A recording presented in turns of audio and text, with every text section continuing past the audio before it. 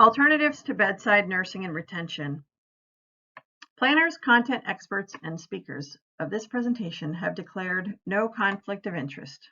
There is no commercial support for this activity. In order to successfully earn 1/2 contact hour, participants must complete the entire program. Post-test and evaluations must be completed within 7 days of the education.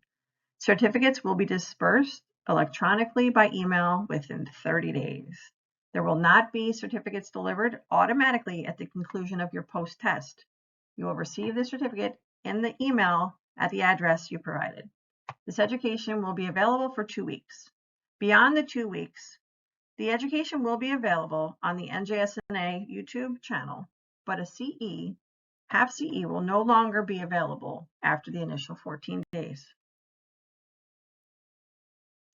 At the conclusion of this microeducation, 100% of participants will report understanding at least one method to advocate for the improvement of their workplace.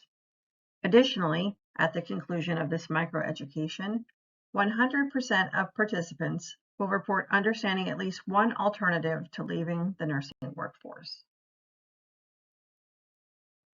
During the 14-day educational period, information, questions, and answers would have an opportunity to be addressed via email by reaching out to me at lisa@njsna.org. You will receive an answer promptly by the end of the next business day. Nurses are leaving the profession at an unprecedented rate. Here is a direct quote from a speech given by American Nurses Association President Ernest Grant in 2021. 2021 was an incredibly difficult year for individual nurses and the nursing profession. Many suffered greatly while playing a critical role in the colossal response and recovery efforts to end the COVID-19 pandemic. I am deeply concerned about not only the impact of the pandemic on the mental health and well-being of individual nurses, but on the health of the entire nursing profession. The pandemic has exacerbated a long-standing nursing shortage, especially in areas experiencing high COVID numbers. The long-term work repercussions and consequences for the profession, the entire healthcare delivery system, and ultimately on the health of the nation, and are potentially dire. Fostering a healthy workplace and investing in nurses' well-being is just one of the steps in the process of creating and sustaining a nursing workforce. Some of the chief complaints from nurses who are currently working and considering either a job change or a career change cite poor nursing work environment, poor staffing ratios, unsafe work conditions, working short-staffed, being burnt out, unacceptable work environments, workplace violence or bullying, and a culture of incivility. Understaffing is directly related to the declining patient safety, patient care outcomes, as well as a drop in job satisfaction. These topics have been associated with the top reasons for dissatisfaction in the workplace. In addition to the aforementioned issues related to the work environment, new nurses entering the career field are seemingly being corralled towards the area of most need. An example cited in the literature would be new graduates being placed in the ICU roles straight out of school, and some of these new grads are being precepted by other novice nurses. This definitely plays a role in longevity, job satisfaction, and success. When staffing crises weren't so dire, the thought of putting a brand new graduate directly into the ICU was the exception and not the rule. The problem plaguing the nursing environment makes it difficult to retain older nurses as well. This will continue to affect our skill mix in nursing facilities, and there will be a lack of expertise, which will affect the mentorship of incoming nurses. This problem further jeopardizing the profession as well as patient safety and outcomes. Nurses must take the time to explore what are the best options for their career goals, so that they may ultimately settle into a position that is a good fit. Nursing in the past was known as a lifetime career. With all of these changes and problems plaguing the nursing community, we are losing much needed seasoned nurses as well as conscientious newcomers. The decision to stay or go. Try to remember why you became a nurse. Was the reason you became a nurse to help people, be a member of a meaningful profession, maybe do something rewarding every day, or to be a part of such a dedicated team? Some nurses have honestly said it was for the salary, although others would argue they're not paid nearly enough. Think about all of the hard work you put in to reach your goal of becoming a nurse. It is possible to stay in the profession while finding the balance that you need for your own personal well-being. I even know nurses who work full-time in a non-nursing position and then retain their license, work somewhere per diem at a facility, other areas of nursing, just to give themselves some work-life balance. To improve the work environment, have job satisfaction and retention, we must advocate for a profession as passionately as we have advocated for our patients. The current ANA president urges nurses to work along with lawmakers and as well as private sectors, providing input to get solutions that will help resolve this crisis. Here are just a couple of ways that you can help with this issue. You can get involved at the employer or the state level. With your employer, you can get involved in staffing councils, retention committees, shared governance committees, or if you're in a union environment, staff nurse union positions can help make a difference. If your hospital is affiliated with the Organization of Nurse Leaders of New Jersey, or ONL, they have a program called Nursing Workplace Environment and Staffing Council, or NWEST. If you have an affiliation with ONL at your facility, you can request a meeting with your facility's chief nursing officer or executive to discuss the use of this program. The purpose of this program is to give a voice to staff nurses to help provide a healthy work environment, to create a forum of participative leadership giving direct care nurses a voice. Through formal human resource allocation processes and support, there's an equal participation of staff nurses in collaboration with the facility's management team to improve processes, staffing, etc. This program helps to promote and sustain a healthy workplace for nurses in New Jersey. The scope and boundaries of NWEST currently is limited to hospitals in New Jersey. The program provides oversight and guidance and influences legislators and key stakeholders.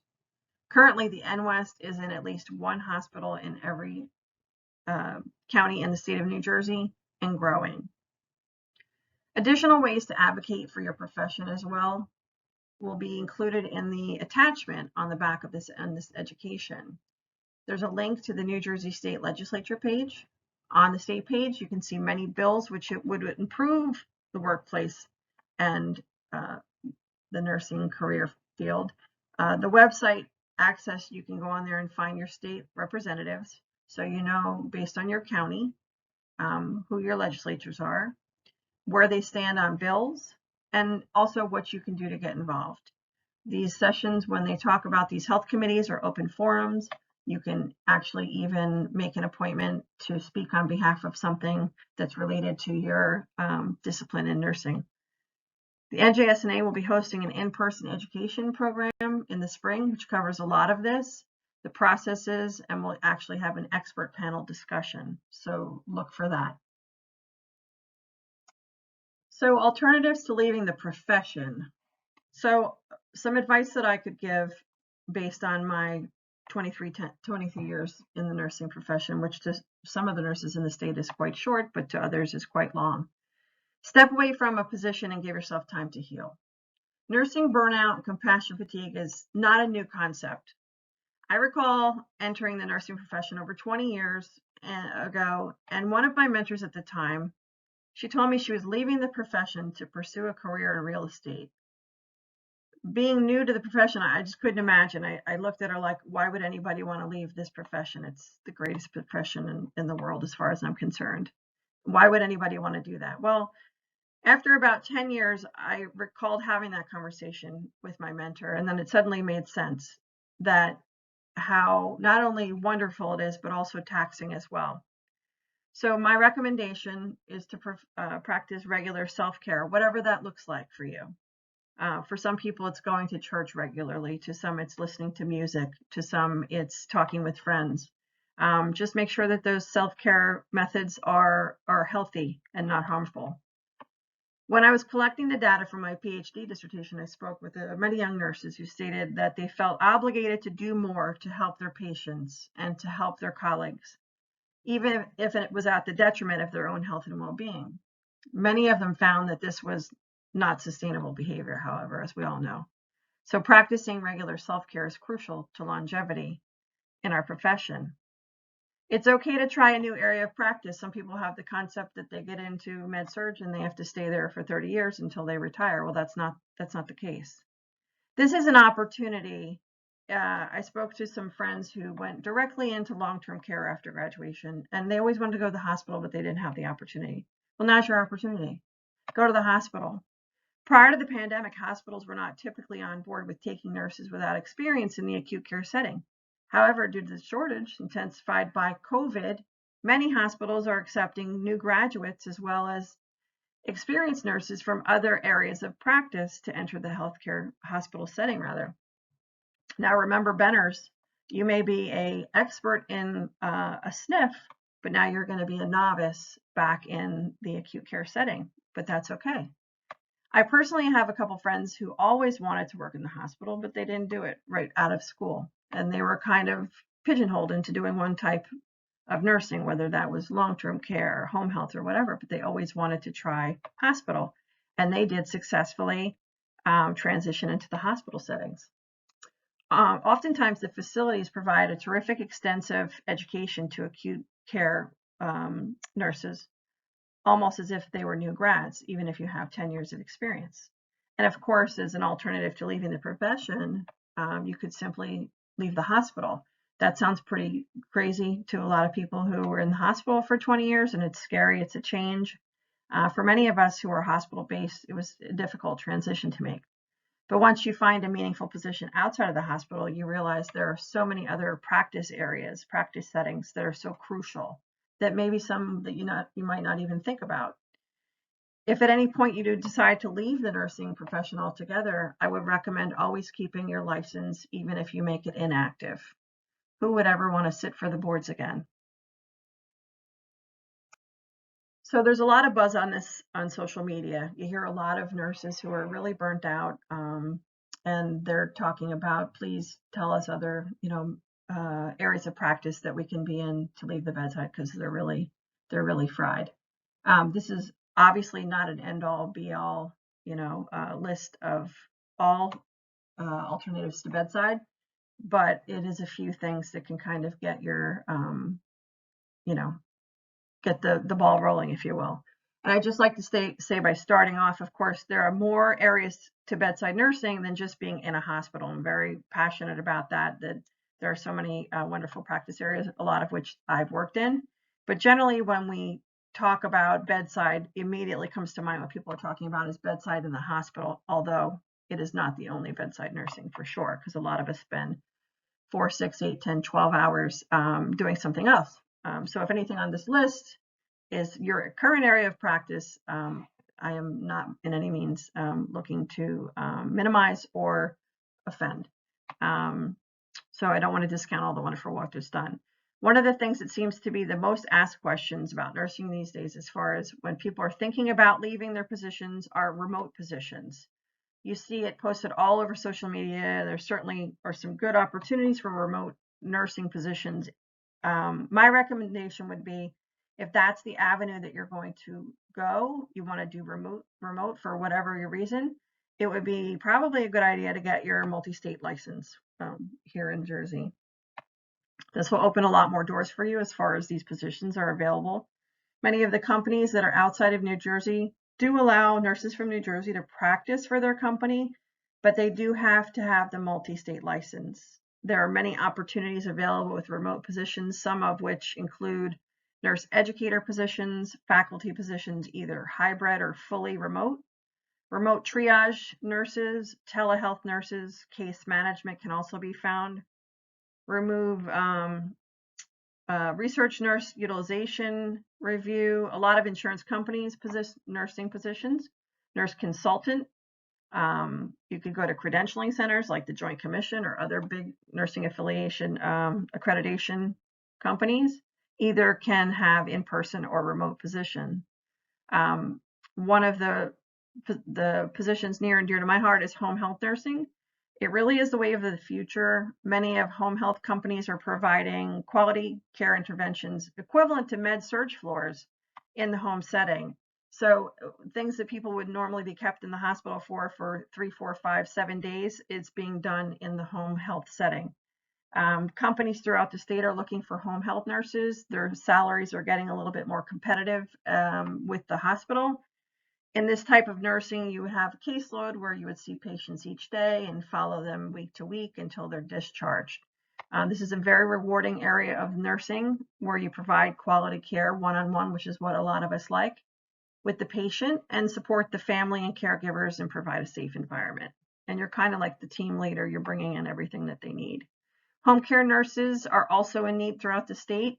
You may see these positions posted.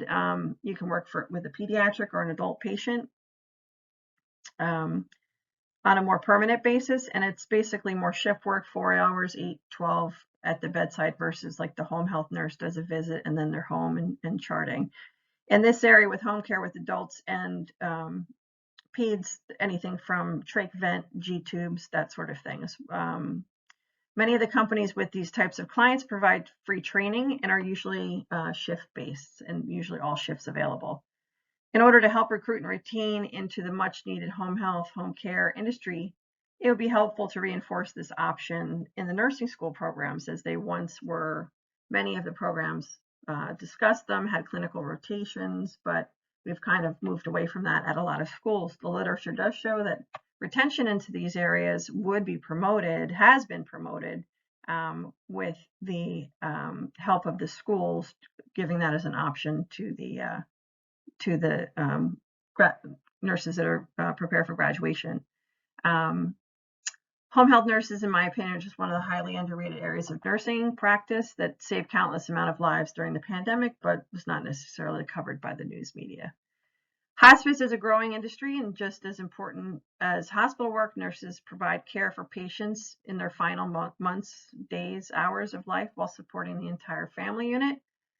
Dialysis nurses are always in demand. It's a great opportunity to still care for patients on a one-on-one basis. Dialysis provides, the centers are throughout the state, as well as hospitals nationwide. Dialysis centers can be found in many resorts, cruise ships. A lot of the ships and companies are trying to meet the needs of their clients in the travel and tourism industry, and dialysis is being found in a lot more areas where patients travel to. So dialysis companies are offering free training, and many of which are offering sign-on bonuses. So to expand upon the resorts and cruise ships who are usually hiring nurses, in addition to dialysis nurses, any of the major hotel brands, theme parks, and larger companies in business employ nurses. Many years ago, I saw a nursing position posted for a very famous broadcast company in New York City that had a late night comedy show. You can also follow your entrepreneurial spirit by opening your own business, whether that's training the very in-demand nursing assistants or home health aides, or perhaps by opening a staffing agency or an agency that provides some other service to patients that would, improve the quality of their life. So if you have an entrepreneurial side, then that's something you could definitely tap into. Additionally, there is an extensive list of alternatives to bedside positions attached to this education, but here are a few additional positions. Working with our nation's veterans is a very rewarding area of nursing. In addition to this being a very fulfilling role, the federal position has terrific retirement benefits. Infection control nurses are in high demand now more than ever. Nursing educators in many healthcare settings is a great opportunity. Working in assisted living is a nice change of pace for nurses. They find it very gratifying. You could be a legal nurse consultant. There are many opportunities posted related to this area of nursing. Forensic nursing is a very worthwhile area of nursing. Pediatric medical daycare centers, infusion nurses, vaccination nurses, nurse navigators. For the younger nurses, those of you who are just getting your careers started, being a military nurse may be an option for you. Helping military personnel and their families, all while seeing the world, free housing, free clothing, free meals. You would enter as an officer and potentially get tuition reimbursement. Certified corporate flight attendant. A flight attendant who happens to also be a registered nurse is a very sought after position for companies who own their own corporate jets and commands a high salary. Remember, it's okay to change nursing positions. If you're doing one that's currently it's not a good fit, work-life balance is critical. It's okay to stay per diem at your current position and try another position on for size. It may be a good time for you to change and recharge your batteries. If you change your status or leave a position on good terms, there's no reason to think your employer would not allow you to return. Most places, if you return within 6 months, you don't lose your status and you don't have to repeat your onboarding. There is an urgent need to retain the current workforce, especially those reaching retirement age. The current age of a working nurse is 51. Additionally, it is very important to maintain the critical nursing faculty and clinical sites, which has a direct correlation to the number of students that are able to enter school to replenish those leaving the profession. The current literature shows 17% of all new licensed nurses will leave within 1 year and 33% within 2 years. For calendar year 2021, the RN turnover rate was 27%. Innovative recruitment and retention strategies are necessary. Increasing awareness of the nurse's need to enter the profession, as well as to help remove some of the barriers for students to attend school, would be helpful with the profession, as well as making potential nurses aware of the many options within the nursing field. Recruit them into the profession with options, not just bedside practice. To help retain current nurses in practice, innovative ideas to promote work-life balance is necessary. Years ago, there were ideas such as job sharing, where 2 nurses split their shifts so that neither nurse had to work 3 12s. They were able to maintain their work-life balance and added job satisfaction. I myself was almost forced to leave a job that I enjoyed because I was not able to clock in by 7:07 p.m. I could not get to my unit until 7:15 due to babysitting issues. My director at the time was able to be creative and paired me up with a day shift nurse that was willing to stay till 7:15 p.m. and take a report. We shared the same schedule and same weekend. It enabled me to keep my position as well as a feeling that I was valued. And they were willing to work things out to keep me there. That's a concept that a lot of us don't feel currently. Thinking outside of the box to help incentivize nurses to stay is necessary. Some nurses choose to work 2 part-time jobs and buy their own health insurance in the marketplace in order to ensure a schedule that works for them. That's thinking outside of the box. Having committees that include representation from the staff nurses in order to correct many of the dissatisfactions related to the workplace is cited as the #1 way to retain staff. The state of Texas is looking into incentivizing nurses to stay in the field with state-funded loan repayment programs, as well as funding for those to attend nursing school, as the development of accelerated programs to help fill the shortages quicker and providing a better work-life balance. In conclusion, I just wanted to thank all of the hardworking nurses of the state of New Jersey. Your work is so appreciated. And I would like to end with a final slide based on a social media video that has gotten over 500,000 likes. Nurses all like the same post, so there must be something to it, like the truth. Pizza is not a bonus. Please find a better way to incentivize, motivate, and show your appreciation to the nurses on your staff. Perhaps a general or an individual rather, thank you. Perhaps authorizing completion time so that other nurses can come in to make sure the nurses working can take their breaks. This allows the nurses working to take their lunch breaks and use them however they need to decompress from the stressors of the day and to help them complete their shift. Thank you for listening to this education. I hope you got a little something out of it. Have a great day.